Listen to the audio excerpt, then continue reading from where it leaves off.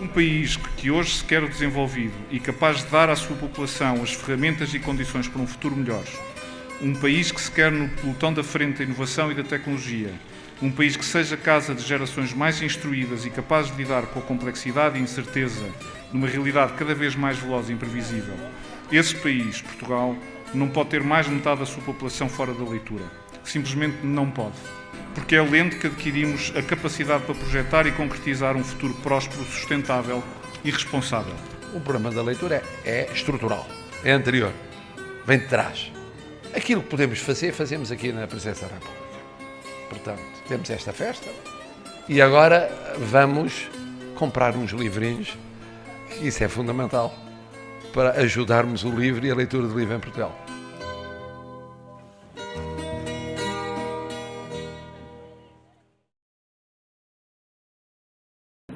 Este é já o segundo livro que fazemos com o ISCTE Executive Education. O primeiro lançámos no verão passado.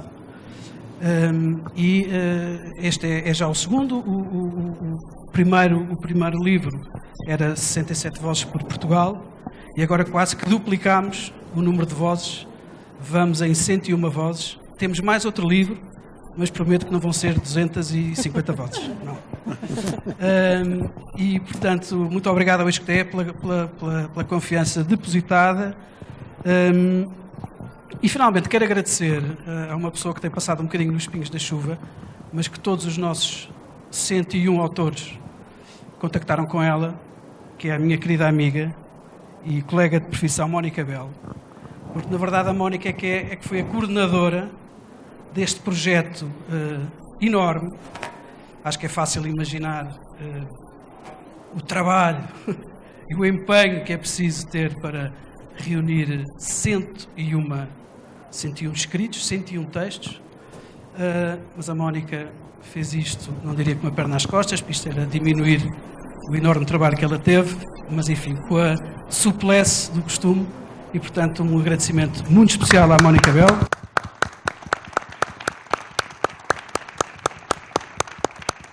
E a Mónica já está a preparar o próximo livro, em conjunto com mais uma parceria Leia Education.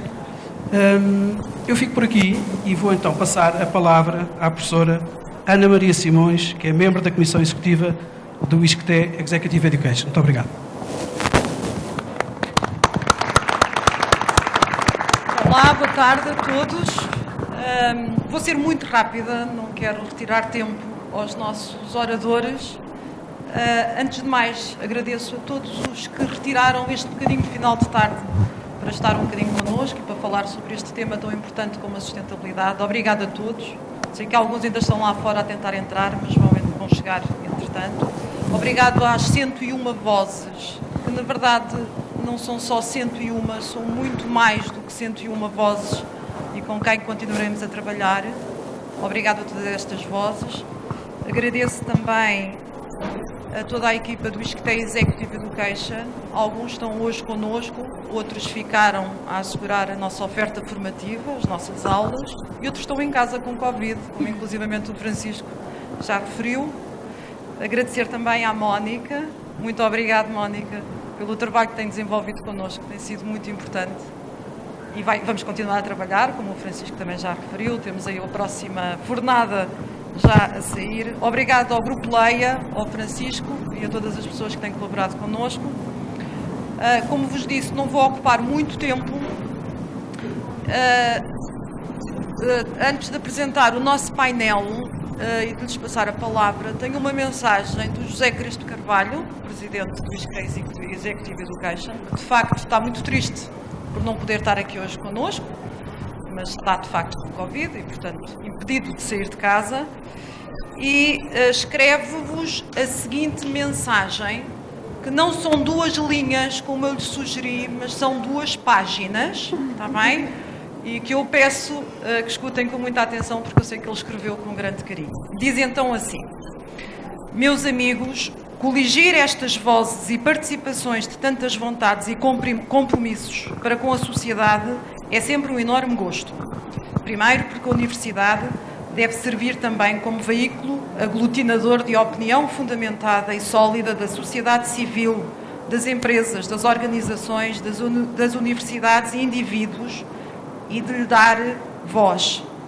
Depois, porque essa voz se une a outras vozes e num espírito plural, cada qual procura o seu ângulo de abordagem e o seu ponto de vista. É a isso que chamam opinião sem censuras, sem cortes e sem delitos. Finalmente, porque é um exercício livre. Livre a quem quer participar, livre a quem quer investir um pouco do seu tempo a escrever. E fica um legado, fica uma marca, fica alguma coisa tangível que é mais do que meras palavras.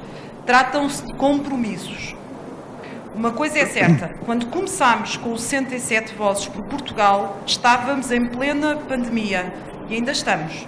E queríamos acreditar que Portugal se poderia reinventar no pós-pandemia. Depois vieram as 101 Vozes pela sustentabilidade, e agora acreditamos mesmo que há compromissos firmes, há propósitos, que se irão traduzir em comportamentos e em práticas. É esse também, reforço, o papel das nossas universidades. Pela parte que me toca, enquanto responsável pelo ISCTE Executive Education, começo por saudar todos aqueles voluntários, estas vozes, que se uniram para lançar este marco, e por nomear apenas uma que já no meio de tantos afazeres teve a gentileza de se juntar a nós, o Sr. Secretário-Geral das Nações Unidas, Engenheiro António Guterres. A todos, o meu obrigado. Estendo esta saudação à minha equipa, que apesar de algumas dificuldades de percurso, tem sido inexcedível, e quero aqui deixar uma palavra de apreço também à Comissão Executiva, que comigo todos os dias trabalha e partilha dores e alegrias. Finalizo com um sentido obrigado à Mónica Belo pela ajuda na edição desta obra e aos nossos queridos parceiros, a Oficina do Livro, por acreditarem em nós e na valia destes projetos. De página. Dito isto, posso anunciar-vos que temos no forno mais uma obra sobre a competitividade e o crescimento, porque é assim que vivemos, a deixar obra. Um abraço a todos e o meu muito obrigado, José Crespo Carvalho. Vamos falar.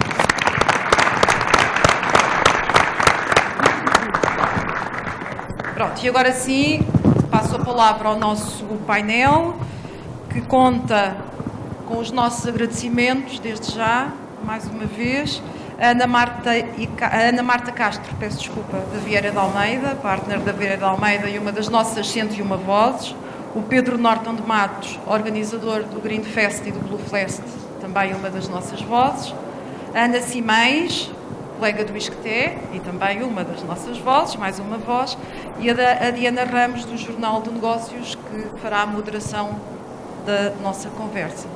Bem, muito obrigado a todos e um resto de boa tarde.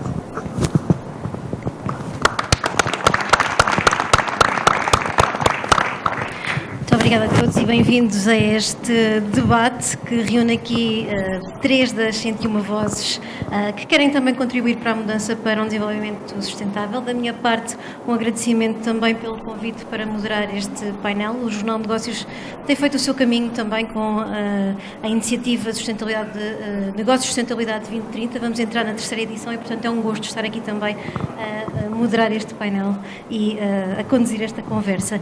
E antes de mais, eu se calhar pegava na questão, para lançarmos também aqui um bocadinho o tema do que é que tem sido feito neste percurso da sustentabilidade.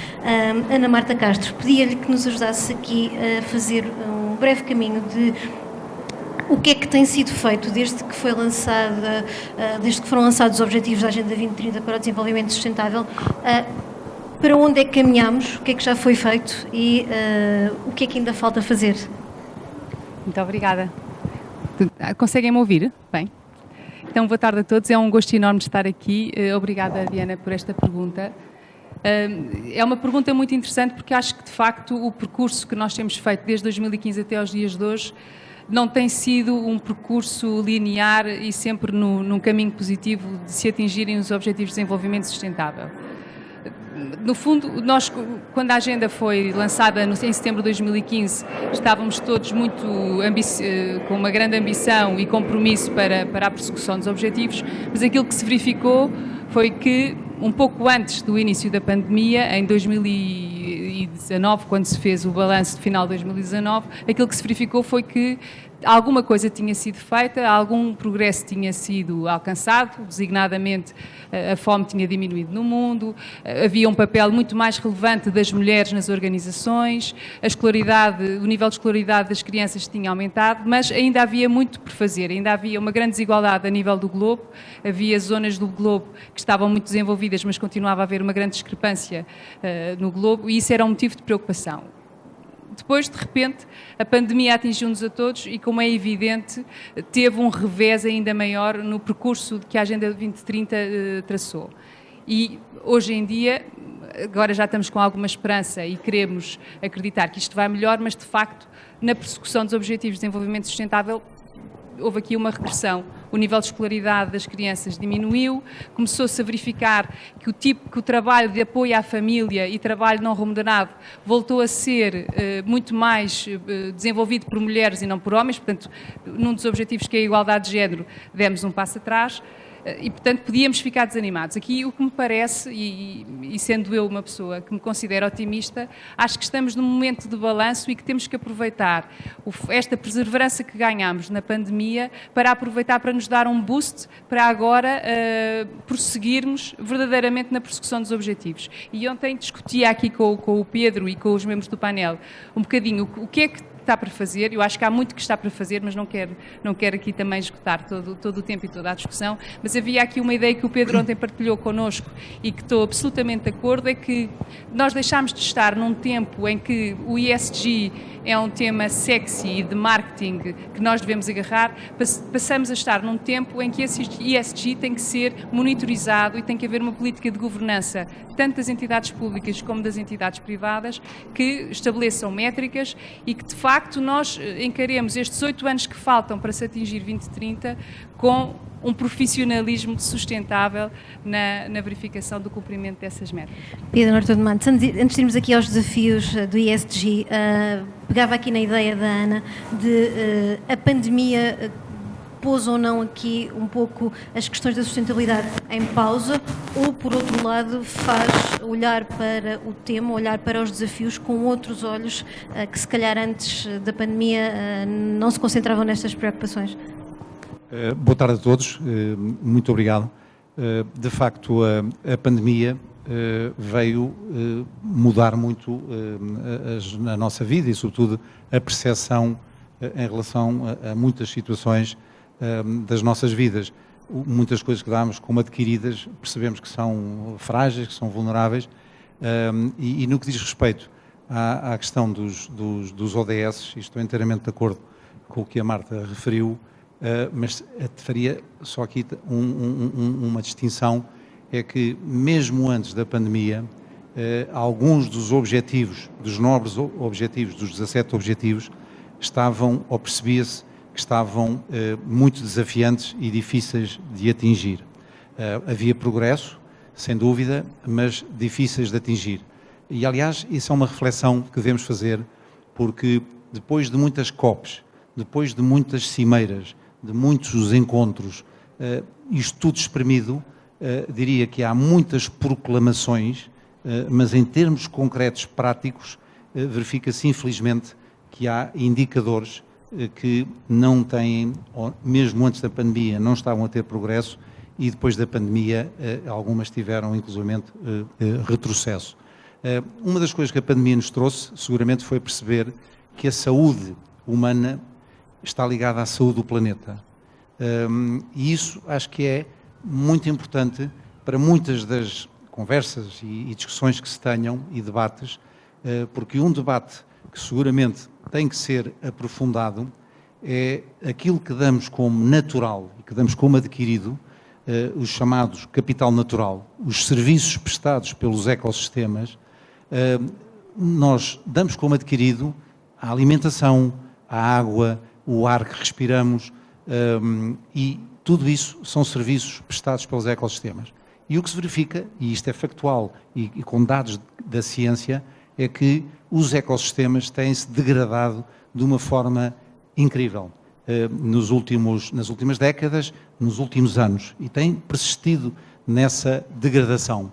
Os ecossistemas, a perda de biodiversidade, a extinção de espécies, e depois não nos podemos admirar que estejamos a entrar, se calhar, num ciclo de pandemias. Se olharmos para os últimos 20 ou 30 ou 50 anos, tivemos várias, e nos próximos 50 não será difícil prever que vamos ter muitas pandemias. E, portanto, acho que sim, que a pandemia mudou muitas coisas e mudou muito a percepção e apanhou neste momento, e fazendo só a ponte para o ESG, que é no fundo o ESG é o novo mantra das organizações, entrou e está a entrar no léxico da sustentabilidade, e há muita gente e que naturalmente são tantas as siglas que ainda não relaciona com este triple bottom line.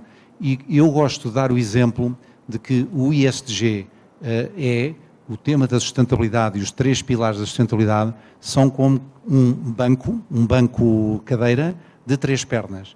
Eu creio que em Portugal, no Alentejo, creio que se chama mocho, ou banco de 3 pernas, e esse banco assento de 3 pernas, se uma das pernas estiver frouxa, se estiver débil, compromete toda a estabilidade daquele banco, cadeira, assento. Ou seja, compromete a sustentabilidade. Não sustenta o nosso peso, não sustenta uma pessoa sentar-se. E eu gosto desta imagem para dizer que esta noção da interdependência do pilar ambiental, do pilar social, do pilar económico, financeiro, governance, prosperidade, o que queiramos chamar, estão totalmente interdependentes. E isto, que parece tão óbvio, é como que uma novidade para as empresas, ou para muitas empresas, e transversalmente à sociedade. Ana Simões, mudou de facto esta consciência de que a sustentabilidade não é uma questão ambiental, é mais transversal do que se calhar há uma década se imaginava.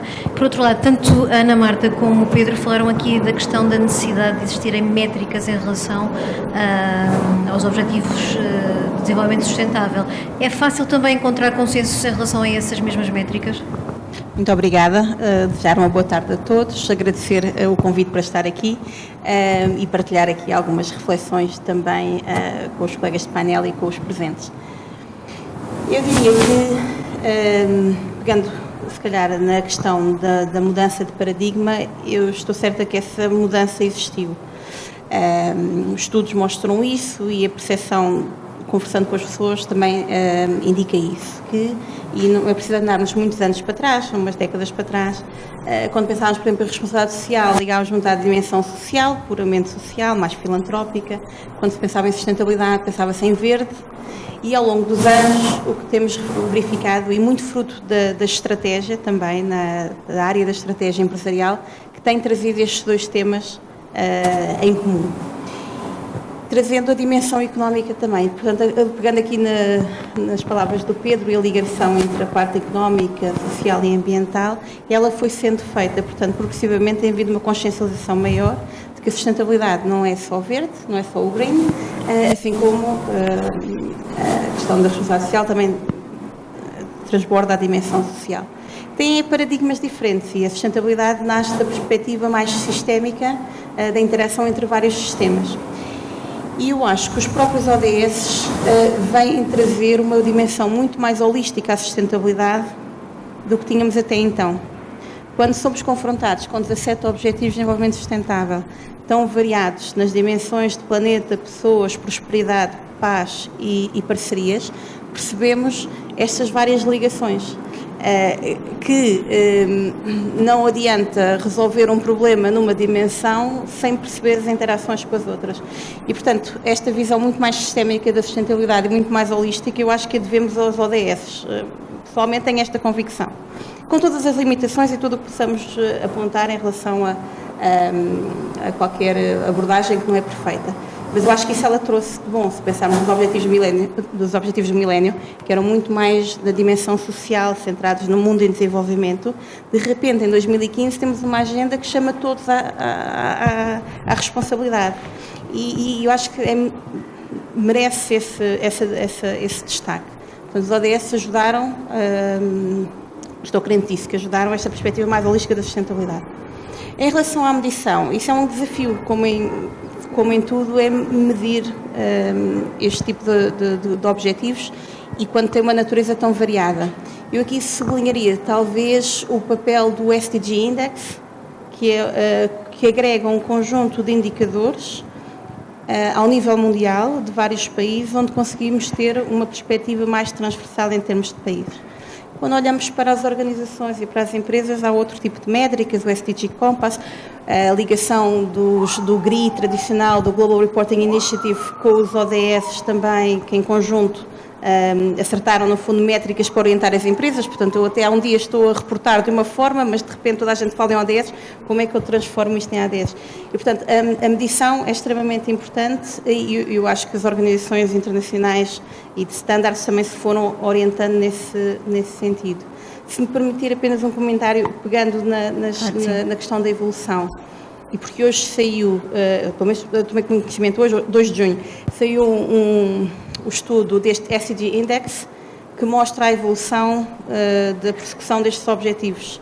E o que mostra é que pelo 2º ano consecutivo estamos estagnados, em termos gerais da concretização, que a questão da paz é crítica nos dias de hoje, sempre, e nos dias de hoje em particular, e precisamente pegando nesta ligação sistémica, que eu acho que vai além até do tripé, não é? Mas nesta lógica de interligação entre as várias áreas, que é a questão da segurança alimentar, a questão da saúde e tudo o que mexe à volta disso. E, portanto, sem dúvida que a sustentabilidade é bastante holística e eu acho que temos cada vez mais essa perspectiva.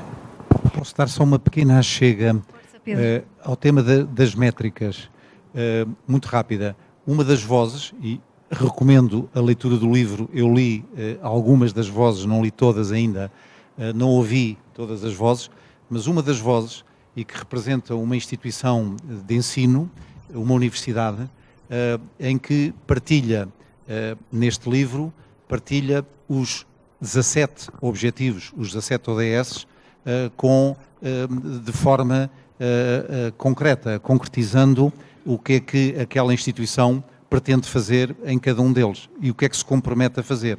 Eu acho que é muito por aí que nós devíamos transpor para as nossas organizações, para as nossas instituições, transpor os 17 objetivos, e como a Ana referiu e muito bem, permitem perceber a questão da interligação e da aproximação holística. E então, se assim for, e sem entrar às vezes em sistemas sofisticados de controlo, porque há empresas e instituições que o podem fazer, mas outras que não o poderão fazer, eu quase que diria, de uma forma simplista, o sistema dos semáforos, do vermelho, do laranja e do verde, serviria, depois de estabelecidos os objetivos das nossas organizações, das nossas instituições, nós podermos ter métricas e, portanto, serem passíveis de serem medidos esses objetivos, esses proclamados, e que possamos ir monitorando e percebendo se efetivamente estamos a ter progresso. Não é chegar a 2029 ou 2030 e dizer, afinal, ficámos aquém deste ou daquele objetivo. Ana Marta Castro, a verdade é que, como a Ana assim mais bem referia, depois de uma pandemia estamos agora confrontados também com uma guerra no coração da Europa, e a verdade é que os indicadores apontam para que haja um risco acrescido também de que as desigualdades sociais se aprofundem e cavem ainda mais um fosso num momento em que os desafios são também tão grandes. Há de facto esse risco de erosão social acrescida. O próprio relatório do Banco Mundial, eu creio que foi a Ana que referia isto no texto que escreveu, dizia que a riqueza mundial tinha crescido, mas também muito à custa não só das gerações futuras, mas também de um exacerbar das desigualdades. Uma pandemia quase passada e uma guerra a acontecer no coração da Europa torna mais arriscado ou mais possível este risco de erosão social? Torna, isso é inevitável. Eu acho que mas o risco, por o risco existir, não quer dizer que nós nos tenhamos que acanhar e ficar passivos. Eu acho que nós temos que utilizar este risco como alavanca, como boost de reação. Acho que essa é que é a pedra de toque. Infelizmente, não conseguimos nós, cidadãos, cada um de nós, mudar o que se passa no mundo, não é? Mas podemos mudar na esfera que se encontra próxima de nós, podemos mudar dentro das organizações a que pertencemos e podemos mudar escrevendo livros, divulgando as ideias de sustentabilidade e as preocupações que devem ser implementadas. Aliás, um dos aspectos que é muito importante e que eu acho que é um sinal muito positivo para o que aí vem, é que hoje em dia todos nós, e principalmente, isso é um motivo de esperança, principalmente as camadas mais novas, estão muito atentas à questão da sustentabilidade, muito mais do que nós. Nós crescemos, felizmente, num mundo que pelo menos à nossa volta, parecia mais equilibrado. Na verdade, não era quando crescíamos e víamos o que é que o mundo era no exterior, mas as gerações mais novas, e na minha própria organização, isto é transversal em todas as empresas em Portugal, na Europa e no mundo, têm uma consciência para os objetivos de sustentabilidade muito maior do que nós temos. Portanto, enquanto nós temos que nos ensinar a nós próprios e aos nossos pares da nossa idade a terem preocupações de sustentabilidade, as camadas mais novas, dos 20 e dos 30 anos, têm isso inerente. E uma das coisas mais relevantes, até na relevância da sustentabilidade, é que a sustentabilidade é uma preocupação das empresas. Porquê? Não só porque os nossos clientes se preocupam com a sustentabilidade, não só porque os investidores que investem nas nossas empresas se preocupam com a sustentabilidade, mas uma coisa que é importantíssima para que nós possamos crescer como organização e para reter os talentos, nós temos que estar preocupados com a sustentabilidade, porque as camadas mais novas querem fazer parte de organizações e de empresas que tenham essas preocupações. Portanto, respondendo à sua pergunta, de facto há um risco. Acho que temos que potenciar esse risco como ferramenta de alavanca para termos um boost para ir para a frente e uma mensagem de esperança de que, felizmente, a mensagem da sustentabilidade já começa a estar interiorizada nas camadas mais novas. Pedro Rostão de Matos, sendo a Ana Marta mais otimista, pergunto-lhe como é que olha para este período que estamos a viver. O próprio Secretário-Geral das Nações Unidas, na nota introdutória do livro, falava da necessidade de uma transição rápida, mas justa e inclusiva. Como é que se encontra este equilíbrio? Naturalmente. Eu depois também quero terminar com palavras de esperança, porque eu acredito, porque se formos só no muro das lamentações, teríamos aqui muitas lamentações a fazer, mas de facto eu acredito na ciência, acredito na educação, acredito na inovação, portanto na investigação e desenvolvimento, acredito em tudo isso e quero continuar a acreditar, embora esteja por provar que o homem é o animal mais inteligente do planeta. Mas deixe dar então o passo atrás e dizer, é com muita preocupação, naturalmente, que a questão da pandemia e a questão da guerra de efeitos globais. Penso, por exemplo, que em relação à transição energética nós damos um passo atrás para depois dar 2 ou 3 em frente. Daqui a 5 anos o panorama na Europa, 5, 10 anos, é completamente diferente.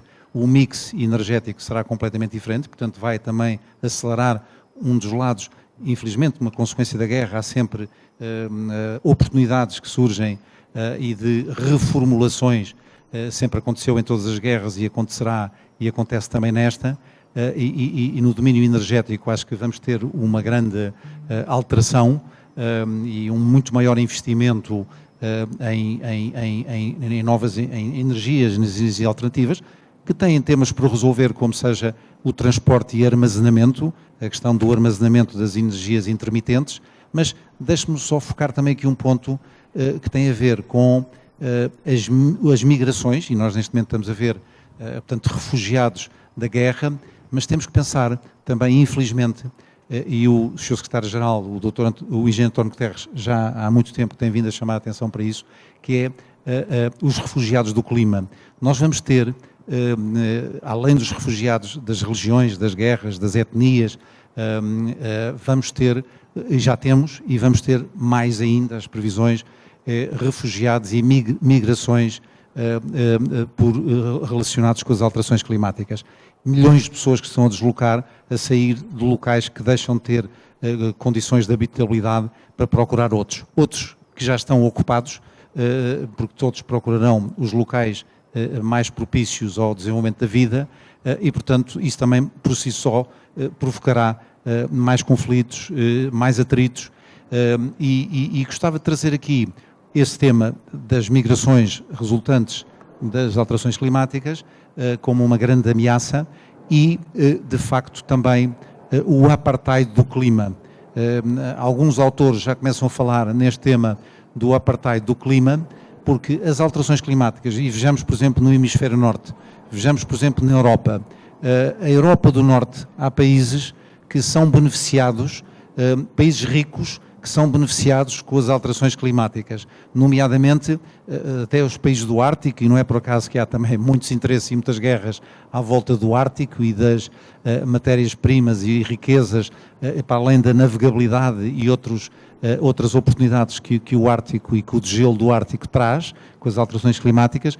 O aumento de temperatura dos países do Norte da Europa tornarão alguns países ricos mais ricos ainda, com mais oportunidades de turismo e outras, de comércio e outras, e países pobres como o Bangladesh, ou depois também descendo no globo, países como Moçambique e tudo mais, que são pobres e ficarão mais pobres. Portanto, estes temas, em guerra, estamos também em guerra com o planeta.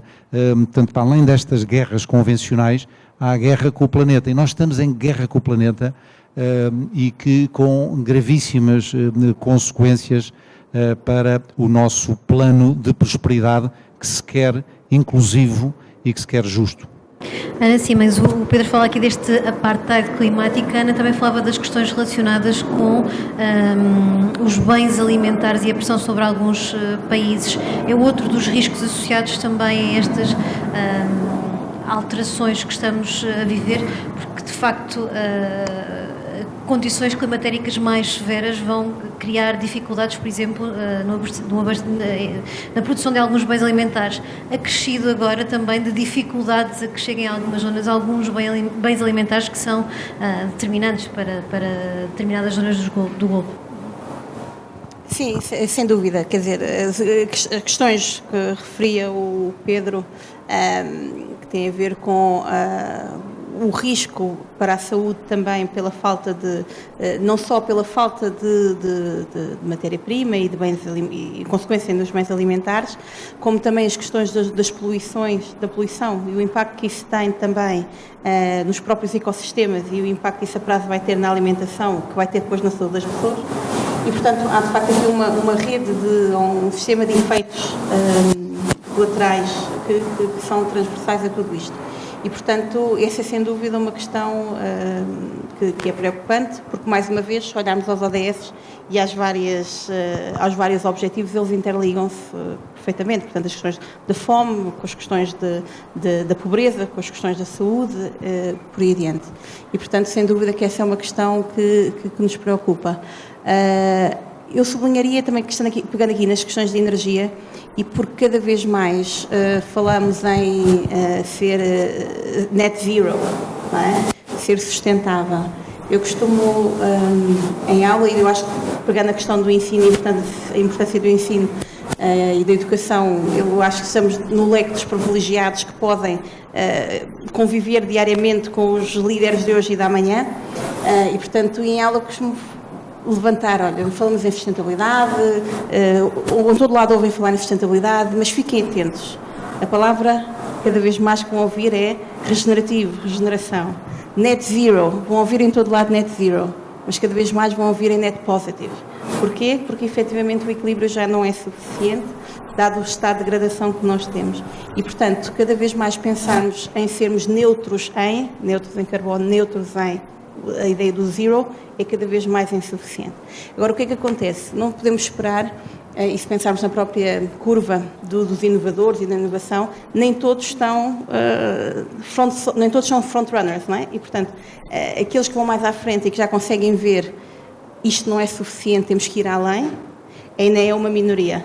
não é? Mas que vão fazendo o motor andar. Temos que pensar que ainda existem aqueles que ainda não chegaram à sustentabilidade sequer e à ideia de sustentabilidade. E, portanto, aqui só reforçar a importância de, mesmo nesta temática, sermos cada vez mais ambiciosos e percebermos que, no estado em que estamos, a estabilidade já não é suficiente e, portanto, isso ainda traz mais desafios às questões energéticas que foram aqui faladas e agravadas pelas questões da guerra, naturalmente. Ana Marta Castro, recentemente também temos assistido às questões relacionadas com a disrupção das cadeias de abastecimento que vieram provavelmente dar maior visibilidade à necessidade de apostar numa economia mais circular. É uma forma também de compromisso das empresas e de resposta também àquilo que são as dificuldades com que estão a lidar? Claramente. A economia circular e no fundo, e todas as questões da energia são cruciais para o período que aí vem. Nós temos que ter, era a ideia que o Pedro nos dizia no início da nossa conversa, temos que ter quer dizer, não só o tripé do IS e do GIG tem que estar em sintonia, como do ponto de vista da economia e da energia tem que haver, tudo tem que funcionar de uma forma equilibrada e sustentável. Tem havido também algum processo, creio que agora já houve, se tem havido também aqui algum processo de adaptação das próprias empresas a esta dinâmica, porque a verdade é que as empresas mudaram na sua forma de estar perante os outros, perante os seus agentes com quem têm que lidar, os seus players. As empresas têm mudado muito e eu penso que ainda vão mudar mais, um bocadinho, não só por aquilo que há pouco referia, que as camadas mais jovens estão muito atentas a estas questões da sustentabilidade e, portanto, não só as empresas precisam de camadas jovens que tenham esta preocupação, como as próprias camadas jovens querem, e que no fundo são o futuro das organizações, que querem participar e fazer parte de empresas que tenham essas preocupações de sustentabilidade. Eu só queria, a propósito disso, não, as organizações estão claramente preocupadas com isto, mas a propósito disso eu queria só dar aqui um exemplo que muitas vezes, que eu acho que é paradigmático e que é sintomático da mudança que está a acontecer e que é o mercado financeiro. Nós, quando olhamos para o mercado financeiro, olhamos sempre para empresas que visam o lucro e que durante anos foram cegas às questões que extravasavam qualquer preocupação que não fosse meramente financeira. E nós temos um exemplo de um fundo que é a BlackRock, que desde 2018, anualmente, o seu CEO envia uma carta aos investidores a sensibilizá-los com preocupações de sustentabilidade. Portanto, no fundo, não só as empresas têm que mudar, como mesmo aquelas que nós nunca veríamos como um bom exemplo de um precursor da sustentabilidade, tão preocupadas com isso. E outra vertente, para além desta BlackRock, outra vertente também que mostra que o mercado financeiro está muito atento às questões da sustentabilidade, é que os próprios investidores que investem no mercado de capitais estão cada vez mais preocupados com produtos que sejam sustentáveis. Se nós formos analisar para os estudos económicos financeiros que têm vindo a ser publicados nos últimos anos e que veem qual é o tipo de investimento que os investidores clássicos preferem, tem-se notado uma preferência clara por green bonds, social bonds, blue bonds. Porquê? Porque não querem só investir para obter o lucro, mas querem investir para ter lucro, mas para que possam investir no próprio globo, para que o globo tenha futuro. Pedro, os gestores mudaram efetivamente, mudaram por força do mercado e dos reguladores. O que é que está na base destas alterações, desta mudança de chip? Por várias razões. Permita-me só que dê um passo atrás para chegar aí, que é a questão da economia circular. Nós, na economia linear, não é, que os anglo-saxões chamam, de forma simplista, não é, o take, make, waste, para simplificar o processo, não é, desde a extração até ao descarte, de forma linear, nós geramos uma economia de desperdício. E volto a dizer isto como economista um bocadinho envergonhado, porque nós desperdiçamos, se não vejamos, nós desperdiçamos cerca de 1/3 da água em Portugal.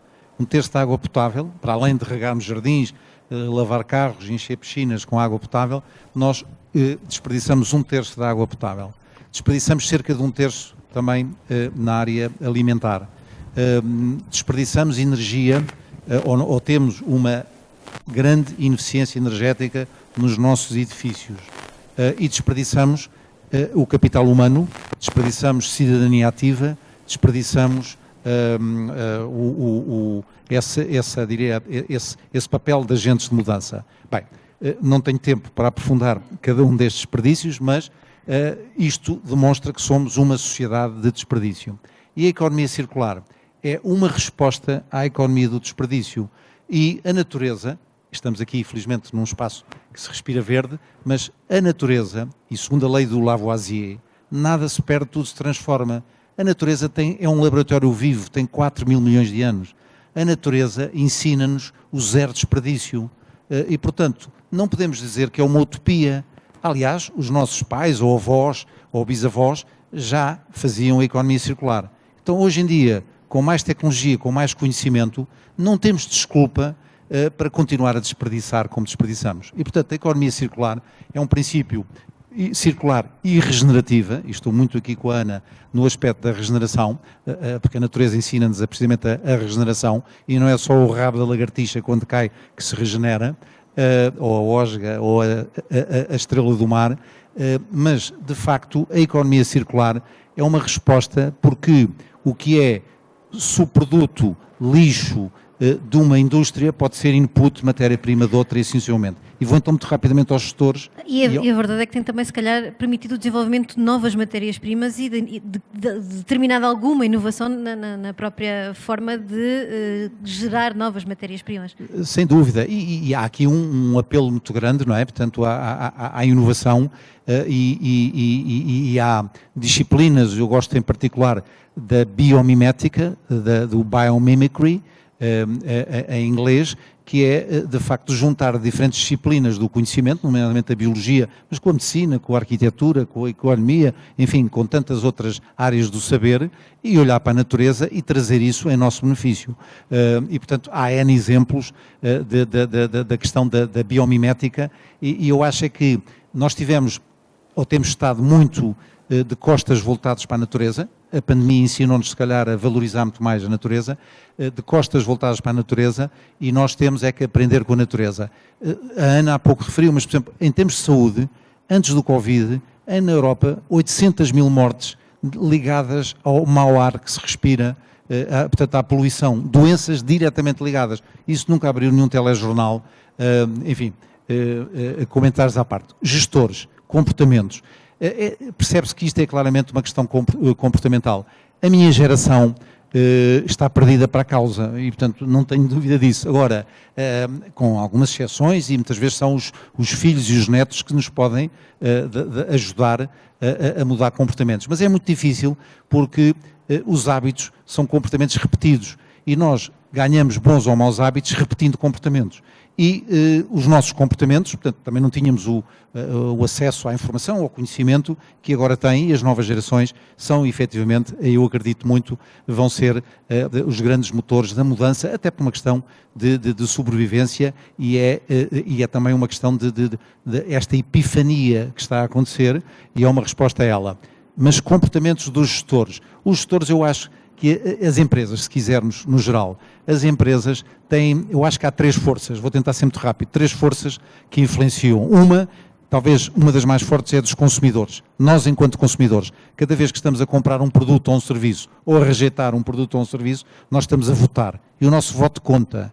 E, portanto, as marcas não são autistas, as marcas ouvem, e com os computadores e os megadados e as inteligências artificiais, os algoritmos, etc., as marcas percebem as tendências do que é que os consumidores querem e que estão a dizer. Segundo ponto, muitas empresas e muitos gestores, e felizmente há muitos bons exemplos também, são eles próprios agentes de mudança e na sua cadeia de valor têm um efeito multiplicador e nós precisamos cada vez mais de empresas que na sua cadeia de valor tenham este efeito multiplicador. O terceiro aspecto é o aspecto da regulação, regulamentação, legislação, políticas públicas, etc. Eu hoje em dia já estou um bocadinho, continuo romântico, mas estou um bocadinho menos romântico. Porque o que começo a acreditar é que o que faz mudar comportamentos é mexer no bolso, pondo coisas ou tirando coisas. Se puser coisas, portanto, são incentivos. Se tirar coisas, são taxas, são impostos, são penalizações. E parece que isso é que faz mudar as pessoas mais rapidamente. E, portanto, eu hoje em dia estou muito mais adepto nas políticas e, por exemplo, na fiscalidade verde, isso também daria um debate por si só, mas já vimos com os 10 cêntimos de saco de plástico e vemos noutras circunstâncias que isso é que mexe. Quando mexem no nosso bolso para pôr ou tirar coisas, mudamos o comportamento. Aí, mais do que as barbas a arder, se calhar. A Ana Simões é diretora do MBA em Gestão Sustentável no ISCTE. Como é que se formam e preparam os gestores de futuro para estes temas? E pegando aqui na ideia do Pedro, é pela parte formativa unicamente ou as questões também aqui fiscais de taxar, de penalizar, de alguma forma censurar o que não vai ao encontro de caminhos mais sustentáveis também é necessário neste caminho que se faz? Eu acho que vou ter que voltar um bocadinho atrás também. Cada vez que avançamos um bocadinho, andamos para trás um bocadinho.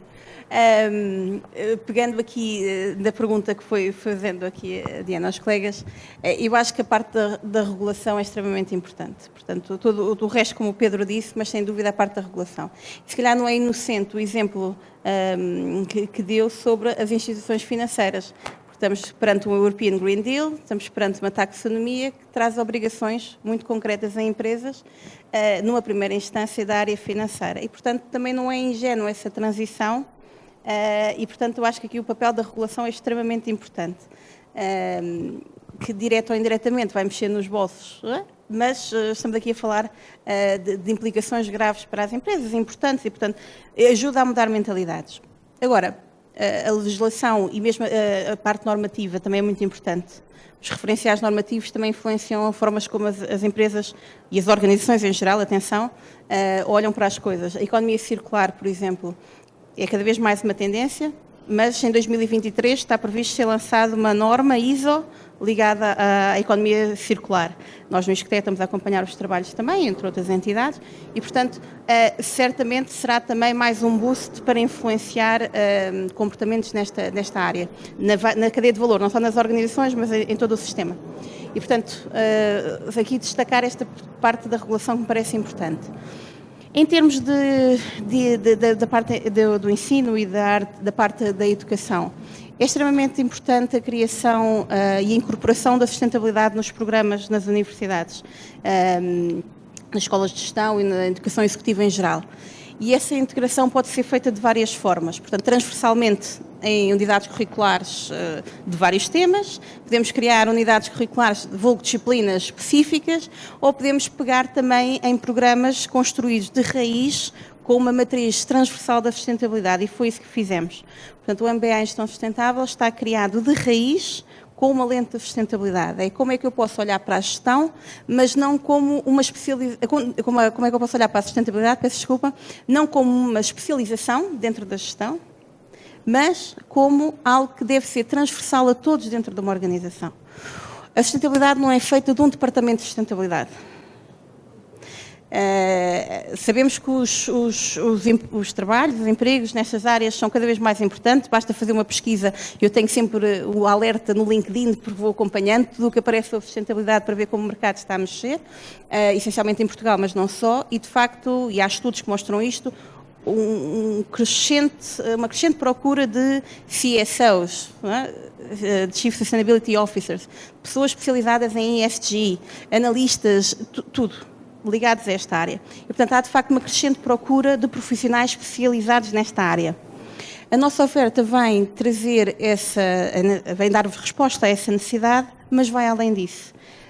Porque acreditamos que, de facto, a gestão deve ser vista transversalmente com essa lente da sustentabilidade. Quando eu penso o marketing, quando eu penso os recursos humanos, quando eu penso a estratégia, quando eu penso as operações, quando eu penso as finanças, a contabilidade, Não há, isto é a gestão, isto é a sustentabilidade. Portanto, a perspectiva deste MBA é criar de raiz com este filtro. Depois complementado com vertentes mais optativas, no sentido em que a pessoa depois pode especializar mais numa área ou noutra, por exemplo, questões de economia circular, questões de transição digital numa era da sustentabilidade, pensamento sistémico para a sustentabilidade, várias unidades curriculares mais temáticas e menos disciplinares.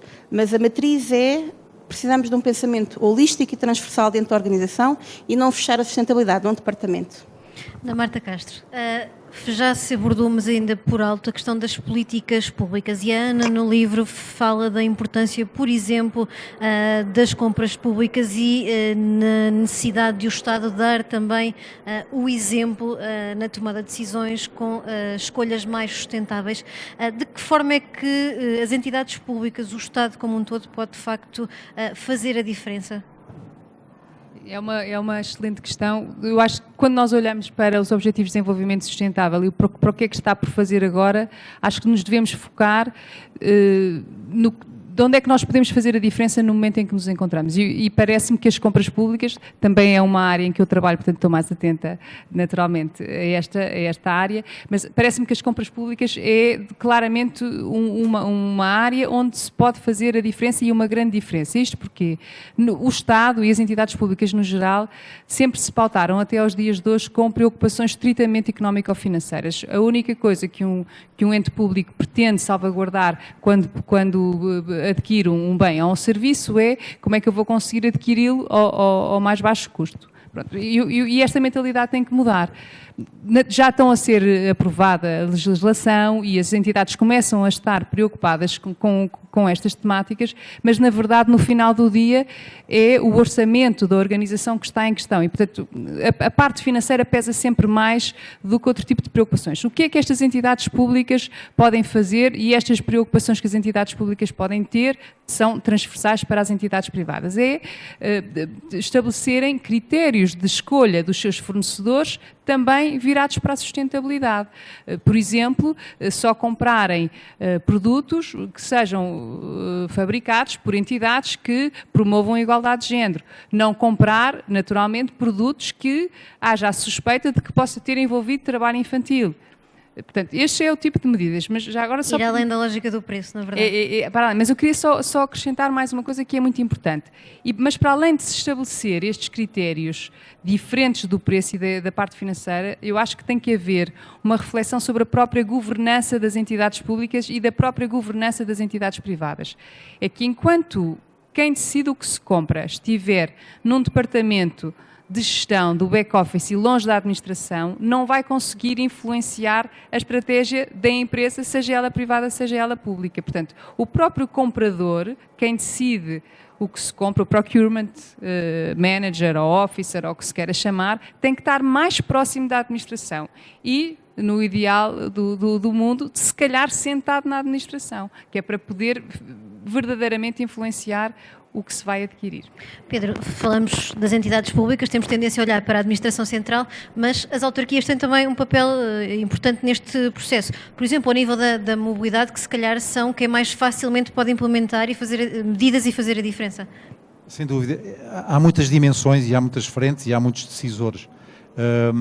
Mas eu quase que daria ainda uma tónica maior, porque é verdade, tanto isto claramente é um grande motor das compras públicas. A questão das autarquias, indiscutivelmente, esse atuar de proximidade e de terreno e de conhecimento dos problemas. Eu costumo dizer que, por exemplo, se pensarmos que temos 3.000 e tal freguesias no país, não é? Depois da reforma de há uns anos atrás, de 5.000 e tal freguesias, passámos para 3.200 ou 3.000 e tal freguesias.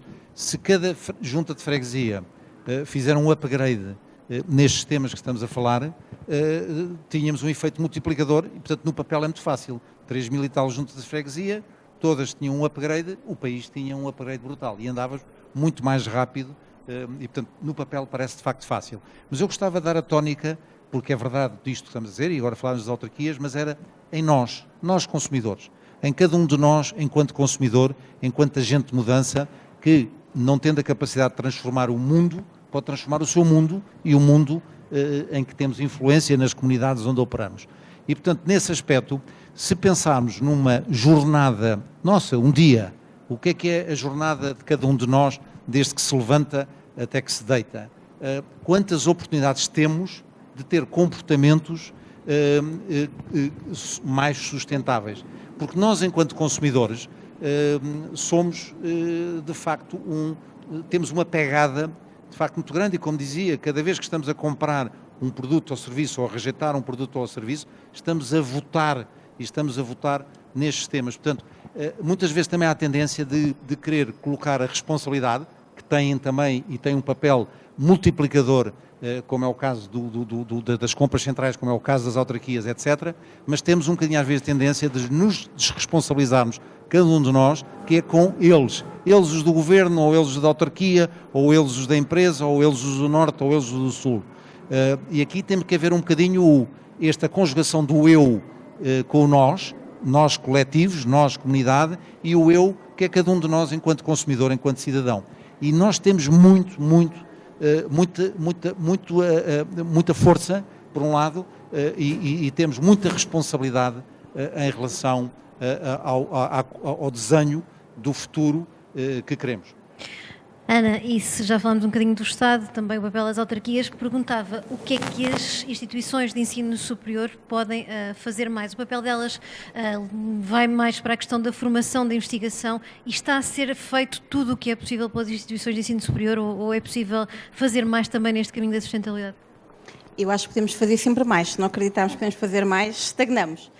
E, portanto, acho que já muito está a ser feito a vários níveis, em várias instituições. Na nossa em particular, estamos a fazer o nosso caminho de forma muito séria e muito sólida, com a definição de sistemas de gestão ambiental, de responsabilidade social, que ajudam, aliados à de qualidade, que ajudam a trazer para os processos internos da organização esta problemática, transversalmente à organização, trazer à estratégia, como dizia o Pedro muito bem, a ligação à estratégia é fundamental da organização e, portanto, eu não consigo conceber, da mesma forma como não consigo conceber a sustentabilidade fechada num departamento a tomar decisões, também não consigo conceber a sustentabilidade sem estar ligada à estratégia e, portanto, como dizia também a ligação, se eu não falar com quem está no topo da organização, como é que eu faço perceber as problemáticas no dia-a-dia e, portanto, as instituições de ensino superior têm essa responsabilidade também elas próprias internamente trabalharem nesse sentido e as escolas estão a fazer, as universidades estão a fazer.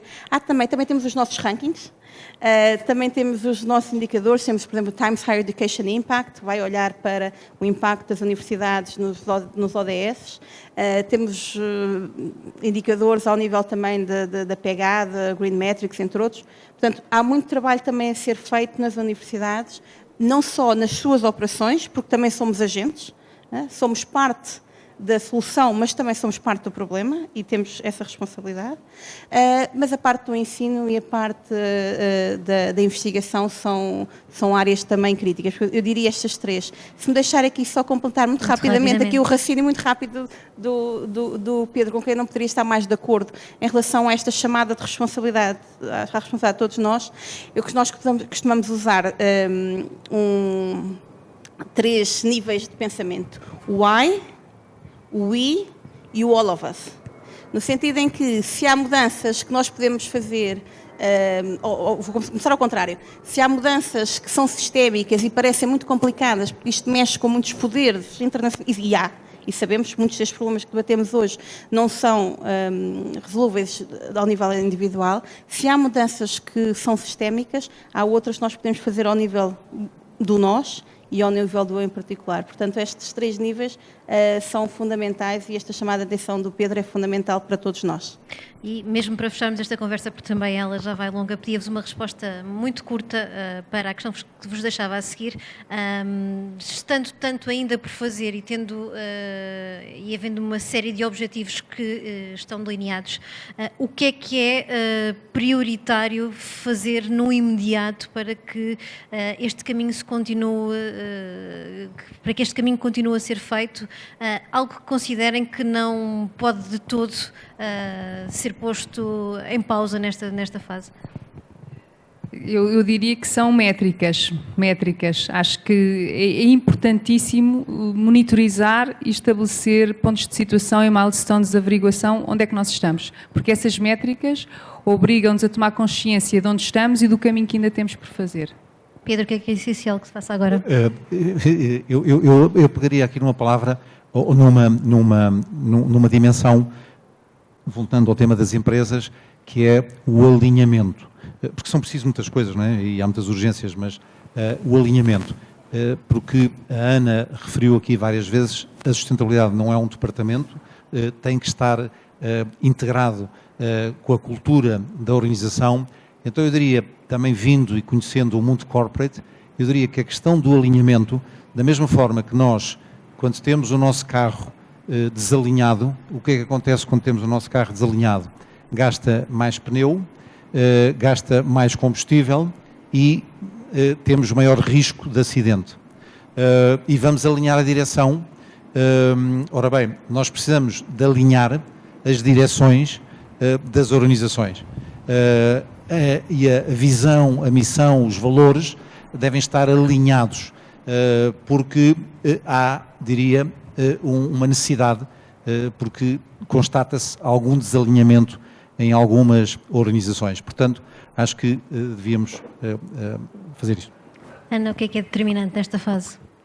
Eu diria que no meio disto tudo estão pessoas. Em toda esta conversa estão pessoas. O eu, o nós, as organizações, os Estados, as empresas, são pessoas.